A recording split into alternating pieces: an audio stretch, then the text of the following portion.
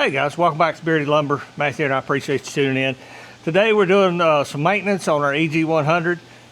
You've probably seen that in the thumbnail. We got a bunch of dull blades. We're going to talk about how we rectify that problem, how we save money, and how we take care of doing things ourselves. So hang on, come right back and we'll get into it.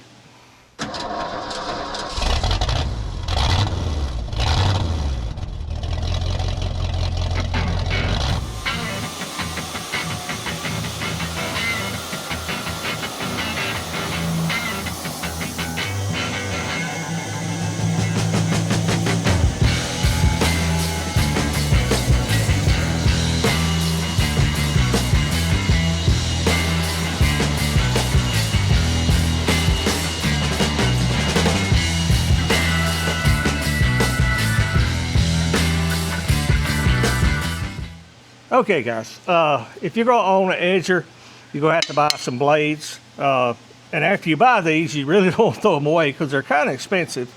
The last set I bought was $85, $90 plus shipping. So you don't want to throw them away. They got a lot of life in them.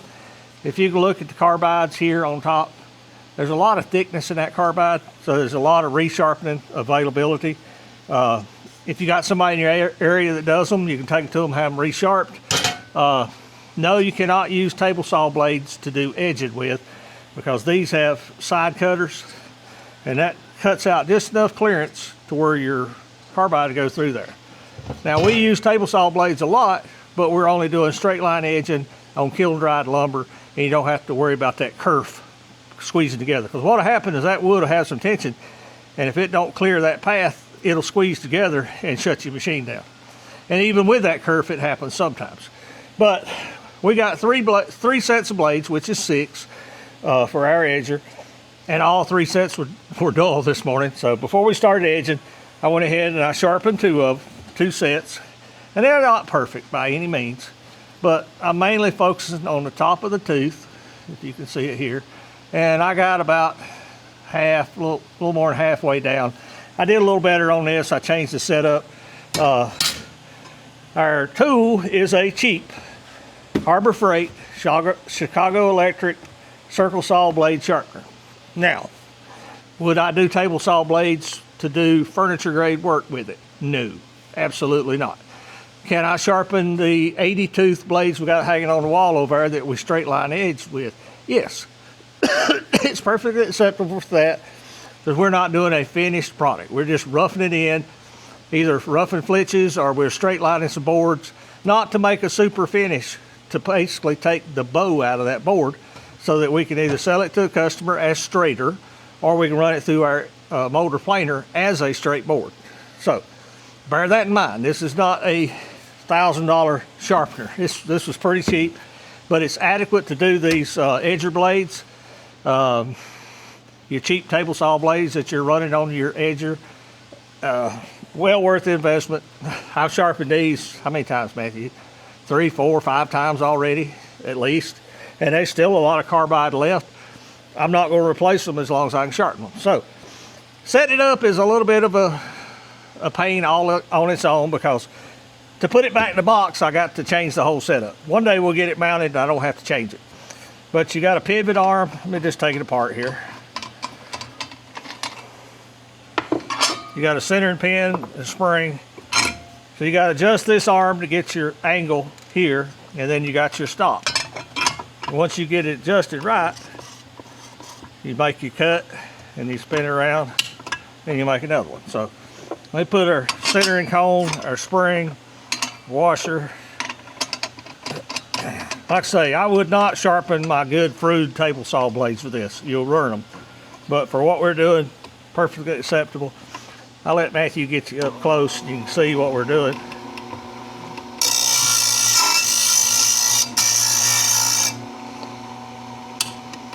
All I want to do is just a little bit right here on top. I don't know if you can see that. That's perfectly acceptable for what we're doing. Couple passes.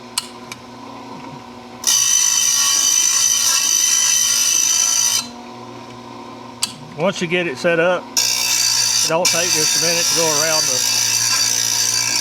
the blade.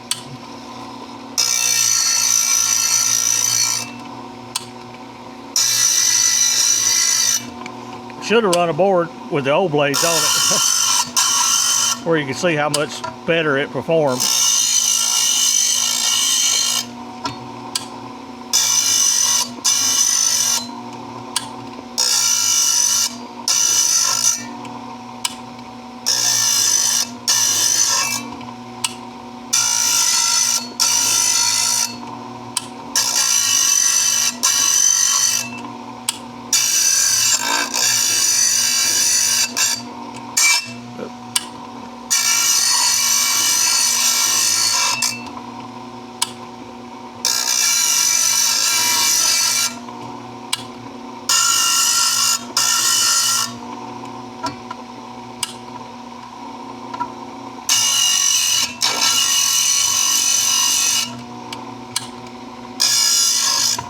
All there is to it. Went all the way around once. That will make a world of difference when Matthew's trying to run the edger over there. I'm gonna probably have him go ahead and take these two over there. You can jump side by side of it. Oh yeah. Before and after sharpening. Yeah, you can see. I get the teeth lined up here. You can see that up close. And this has got a good sharp edge where these don't. And that's most of the cutting is happening right there on the tip and down the side. But I'm happy with that. Matthew's going to put these two in while I'm finishing up. Then we'll run a couple boards and show you how much better it performs. Okay, I got those finished. I didn't time them, but a minute and a half, 2 minutes apiece. So less than 15 minutes, we can sharpen all these. Matthew didn't film it, but he got our 2 resharpened blades installed. They feel much better. We're gonna run it in slow mode, what we was having to run the other day because they were so dull. And then we're gonna start speeding it up until it just can't take it. But you'll see the vast difference in it. Let's see if I can find you a spot here. Watch Matthew do the work. You got it running slow? Yep, that's all as slow as it'll go. Okay, let's make it happen.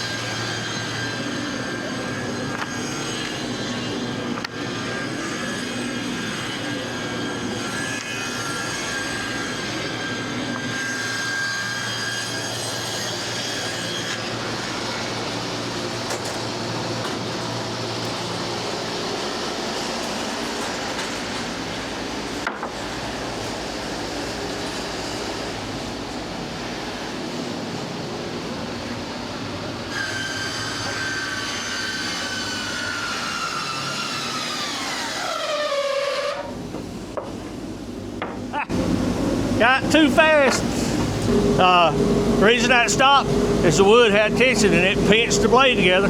If I'd have been over here, I'd have turned it down for him, but I was over there getting stickers, so had to open the door, pull it back, and it'll go right on through now. There we go.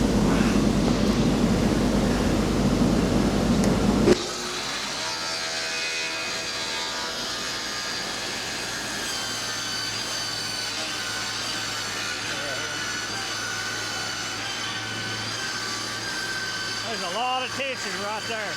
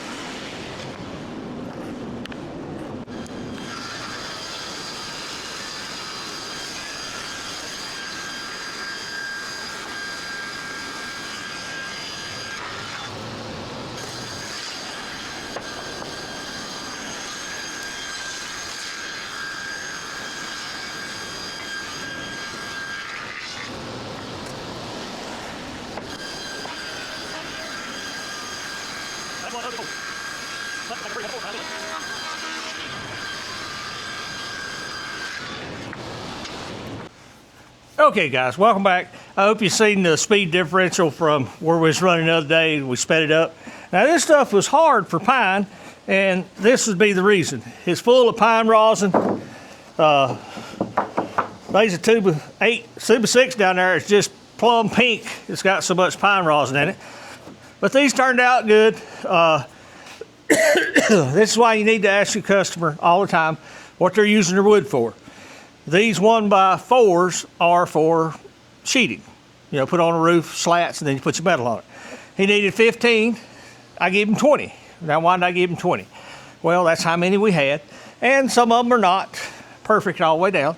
So you got 5 extra boards. And I got to get rid of some lesser quality stuff that I don't need laying around here. He can chop it up and use it. He can throw it away. It's in his pile, not mine. Always take care of your customers. And always try to ask what they're going to use it for. That way, if you got a little wane, you got a little bark, you know, it's perfectly acceptable. And I'm happy with this.